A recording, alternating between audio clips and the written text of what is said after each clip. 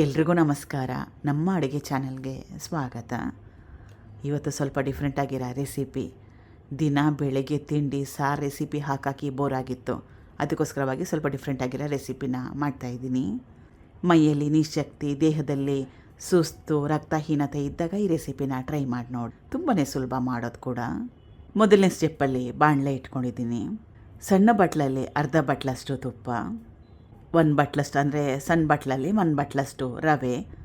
ಉಪ್ಪಿಟ್ಟು ರವೆನ ಉಪಯೋಗ ಮಾಡ್ತಾಯಿದ್ದೀನಿ, ಚಿರೋಟಿ ರವೆನ ಕೂಡ ಉಪಯೋಗ ಮಾಡ್ಬೋದು.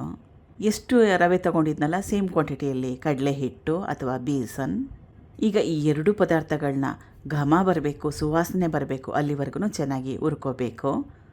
ಮುಖ್ಯವಾಗಿ ಗ್ಯಾಸ್ ಸ್ಟವ್ನ ಲೋ ಫ್ಲೇಮ್ನಲ್ಲಿ ಇಟ್ಕೋಬೇಕು. ಈ 2 ಪದಾರ್ಥಗಳನ್ನ ಸಿದಿಸ್ಕೊಳಕ್ಕೆ ಹೋಗಬಾರ್ದು. ಸೀದೋದ್ರೆ ಟೇಸ್ಟ್ ಕೆಟ್ಟೋಗುತ್ತೆ, ತಿನ್ನಲಿಕ್ಕೆ ಚೆನ್ನಾಗಿರಲ್ಲ. ತಾಳ್ಮೆಯಿಂದ ಉರಿಬೇಕು. ಮುಖ್ಯವಾಗಿ ಗ್ಯಾಸ್ ಸ್ಟವ್ ಲೋ ಫ್ಲೇಮ್ನಲ್ಲಿ. ಈ 2 ಪದಾರ್ಥಗಳನ್ನ ಗ್ಯಾಸ್ ಸ್ಟವ್ ಲೋ ಫ್ಲೇಮ್ನಲ್ಲಿ ಇಟ್ಕೊಂಡು ಸುಮಾರು ಒಂದು 8ರಿಂದ 10 ನಿಮಿಷ ಹುರ್ಕೊಂಡಿದ್ದೆ. ಚೆನ್ನಾಗಿ ಬಿಸಿ ಮಾಡ್ಕೊಂಡಿದ್ದೆ. ಮತ್ತೊಂದು ಬಾಣಲೆ ಇಟ್ಕೊಂಡಿದ್ದೀನಿ. ಮುಂದಿನ ಸ್ಟೆಪ್ಪಲ್ಲಿ 3ರಿಂದ 4 ಟೇಬಲ್ ಸ್ಪೂನ್ ಅಷ್ಟು ತುಪ್ಪ. ಇದು ಮಿಕ್ಸಿಯಲ್ಲಿ ತರಿಯಾಗಿ ಪುಡಿ ಮಾಡಿ ಇಟ್ಕೊಂಡಿರೋ ಗೋಡಂಬಿ, ಪಿಸ್ತಾ, ಬಾದಾಮಿ ಕ್ವಾಂಟಿಟಿ ಜಾಸ್ತಿ. ಇದ್ರ ಜೊತೆಗೆ ನಿಮಗೆ ಯಾವ ಡ್ರೈ ಫ್ರೂಟ್ಸ್ ಇಷ್ಟ ಅದನ್ನು ಉಪಯೋಗ ಮಾಡ್ಬೋದು. ಖರ್ಜೂರ ಇದ್ದರೆ ಮನೆಯಲ್ಲಿ ಅದನ್ನು ಕೂಡ ಸಣ್ಣದಾಗಿ ಕಟ್ ಮಾಡಿ ಉಪಯೋಗ ಮಾಡ್ಬೋದು. ಇವಾಗ ಇದನ್ನು ಗ್ಯಾಸ್ ಸ್ಟವ್ನ ಲೋ ಫ್ಲೇಮ್ನಲ್ಲಿ ಇಟ್ಕೊಂಡು ಸುಮಾರು ಒಂದು 3ರಿಂದ 4 ನಿಮಿಷ ಬಿಸಿ ಮಾಡ್ಕೋಬೇಕು. ಬಾದಾಮಿ ಕ್ವಾಂಟಿಟಿ ಜಾಸ್ತಿ ಹಾಕ್ಕೊಂಡ್ರೆ ಒಳ್ಳೆ, ಅಥವಾ ನಿಮಗೆ ಯಾವ ಡ್ರೈ ಫ್ರೂಟ್ಸ್ ಇಷ್ಟ ಅದು. ಸುಮಾರು ಒಂದು 3 ನಿಮಿಷ ಆದಮೇಲೆ ಇದು ಪುಡಿ ಮಾಡಿ ಇಟ್ಕೊಂಡಿರೋ ಒಣಕೊಬ್ಬರಿನ ಕಪ್ಪು ಭಾಗನ ತೆಗೆದು ತುರಿದು ಮಿಕ್ಸಿಯಲ್ಲಿ ಸಣ್ಣ ಮಿಕ್ಸಿ ಜಾರಲ್ಲಿ ಹಾಕ್ಕೊಂಡು ಪುಡಿ ಮಾಡಿ ಉಪಯೋಗ ಮಾಡ್ತಾಯಿದ್ದೀನಿ. ಒಣಕೊಬ್ಬರಿ ಪುಡಿ ಹಾಕ್ಕೊಂಡ್ಮೇಲೆ ಮತ್ತೊಮ್ಮೆ ಸುಮಾರು 1-2 ನಿಮಿಷದವರೆಗೂ ಬಿಸಿ ಮಾಡಿಕೊಂಡ್ರೆ ಸಾಕಾಗುತ್ತೆ. ಇದು ಬೀಟ್ರೋಟು.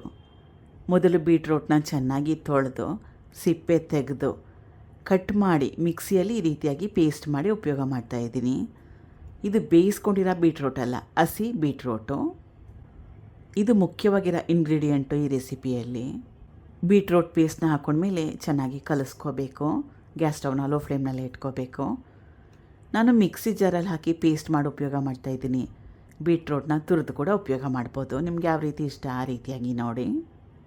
ಈಗ ಬೀಟ್ರೋಟಲ್ಲಿರೋ ಹಸಿ ಅಂಶ ಹೋಗಬೇಕು, ನೀರಿನ ಅಂಶ ಏನಿರುತ್ತಲ್ಲ ತೇವಾಂಶ ಅದು ಹೋಗಬೇಕು. ಅಲ್ಲಿವರೆಗೂ ಬೇಯಿಸ್ಕೋಬೇಕು.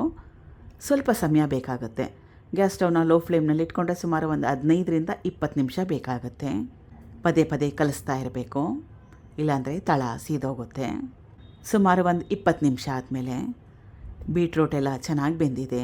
ಇದರಲ್ಲಿರೋ ತೇವಾಂಶ, ನೀರಿನ ಅಂಶ ಎಲ್ಲ ಕಮ್ಮಿ ಆಗಿದೆ, ಹಿಂಗೋಗಿದೆ. ಮುಂದಿನ ಸ್ಟೆಪ್ಪು ಮಾಡ್ಕೊಳ್ಳೋಕೆ ಮುಂಚೆ ಇದು ಸಂಪೂರ್ಣವಾಗಿ ತಣ್ಣಗಾಗಬೇಕು. ಈಗ ಬೇಯಿಸಿಟ್ಕೊಂಡಿರೋ ಬೀಟ್ರೋಟ್ ಎಲ್ಲ ತಣ್ಣಗಾಗಿದೆ. ರವೆ ಕಡಲೆ ಹಿಟ್ಟು ನುರ್ಕೊಂಡಿದ್ನಲ್ಲ ಅದು. ಇದು ರೆಡಿಮೇಡ್ ಗುಲ್ಕಂದು ಸುಮಾರು ಒಂದು 100 ಗ್ರಾಮ್ಸ್ ಅಷ್ಟು. ಸ್ವಲ್ಪ ಡಿಫ್ರೆಂಟ್ ಆಗಿರಲಿ, ರೋಸ್ ಫ್ಲೇವರ್ ಬರಲಿ ಅಂತ ಇದನ್ನು ಉಪಯೋಗ ಮಾಡ್ತಾಯಿದ್ದೀನಿ. ಗುಲ್ಕಂದ್ ಇಷ್ಟ ಇಲ್ಲ ಅಂದರೆ ಸಕ್ಕರೆನ ಪುಡಿ ಮಾಡಿ ಉಪಯೋಗ ಮಾಡ್ಬೋದು, ಬೆಲ್ಲದ ಪುಡಿ ಉಪಯೋಗ ಮಾಡ್ಬೋದು, ಅಥವಾ ಖರ್ಜೂರದನ್ನ ಪೇಸ್ಟ್ ಮಾಡಿ ಕೂಡ ಉಪಯೋಗ ಮಾಡ್ಬೋದು, ಅಥವಾ ಜೇನುತುಪ್ಪನ ಕೂಡ ಉಪಯೋಗ ಮಾಡ್ಬೋದು. ನಾನು ರೋಸ್ ಫ್ಲೇವರ್ ಬರಲಿ ಅಂತ ಗುಲ್ಕನ್ನ ಉಪಯೋಗ ಮಾಡ್ತಾಯಿದ್ದೀನಿ. ಆಮೇಲೆ ಸ್ವಲ್ಪ ಡಿಫ್ರೆಂಟಾಗಿ ಕೂಡ ಇರುತ್ತೆ. ಈಗ ಎಲ್ಲ ಪದಾರ್ಥಗಳು ಚೆನ್ನಾಗಿ ಹೊಂದ್ಕೊಳ್ಳೋ ಥರ ಮಿಕ್ಸ್ ಮಾಡ್ಕೋಬೇಕು. ಇದೆಲ್ಲ ಹಾಕ್ಕೊಂಡ್ಮೇಲೆ ಕನ್ಸಿಸ್ಟೆನ್ಸಿ ತೀರಾ ಏನಾದರೂ ಸ್ವಲ್ಪ ಜಾಸ್ತಿ ತೆಳುವಾಗಿದ್ದರೆ, ಹುರ್ಗಡ್ಲೆ ಮನೇಲಿದ್ದರೆ ಅದನ್ನು ಪುಡಿ ಮಾಡಿ ಮಿಕ್ಸ್ ಮಾಡಿ ಆಮೇಲೆ ಉಪಯೋಗ ಮಾಡ್ಬೋದು. ಇದನ್ನು ನಿಮ್ಗೆ ಯಾವ ರೀತಿ ಶೇಪಲ್ಲಿ ನಿಮ್ಗೆ ಯಾವ ರೀತಿ ಶೇಪ್ ಬೇಕೋ ಆ ರೀತಿಯಲ್ಲಿ ಮಾಡ್ಕೋಬೋದು. ಲಾಡು ಉಂಡೆ ಥರ ಮಾಡ್ಕೋಬೋದು, ಬರ್ಫಿ ಥರ ಕೂಡ ಕಟ್ ಮಾಡಿ ತಿನ್ಬೋದು. ಅಥವಾ ಏನು ಮಾಡ್ಕೊಳ್ಳೋಕೆ ಇಷ್ಟ ಇಲ್ಲ ಅಂದರೆ ಟಿಫನ್ ಬಾಕ್ಸಲ್ಲೋ ಅಥವಾ ಏರ್ ಟೈಟ್ ಕಂಟೈನರೆಲ್ಲ ಹಾಕ್ಕೊಂಡು ಏನು ಶೇಪ್ ಇಲ್ಲದೇ ಬಟ್ಲಲ್ಲಿ ಹಾಕ್ಕೊಂಡು ಕೂಡ ತಿನ್ಬೋದು. ಈ ಲಾಡು ಈ ಉಂಡೆ ಗಟ್ಟಿ ಬರಲ್ಲ, ಸಾಫ್ಟಾಗೇ ಇರುತ್ತೆ, ಮೃದುವಾಗಿರುತ್ತೆ, ಸಖತ್ ಟೇಸ್ಟಿಯಾಗಿರುತ್ತೆ. ಸ್ವಲ್ಪ ಗಸಗಸೆ ಅಥವಾ ಒಣಕೊಬ್ಬರಿ ತುರಿನ ಕೂಡ ಉಪಯೋಗ ಮಾಡ್ಬೋದು ಮೇಲೆ ಹಾಕ್ಕೊಳ್ಳೋಕ್ಕೆ, ಗಾರ್ನಿಷ್ ಮಾಡಲಿಕ್ಕೆ. ಸಖತ್ ಟೇಸ್ಟಿಯಾಗಿ, ರುಚಿಕರವಾಗಿ, ಆರೋಗ್ಯಕರವಾಗಿರೋ ಅಂಥ ರೆಸಿಪಿ ಇದು. ಫ್ರಿಡ್ಜ್ ಇಲ್ಲದೆ ಹೊರಗಡೆ ಸುಮಾರು ಒಂದು 3ರಿಂದ 4 ದಿನ ಉಪಯೋಗ ಮಾಡ್ಬೋದು. ಅಥವಾ ಜಾಸ್ತಿ ಮಾಡ್ಕೊಂಡಿದ್ರೆ ಫ್ರಿಡ್ಜಲ್ಲಿ ಇಟ್ಟು ಉಪಯೋಗ ಮಾಡಿ.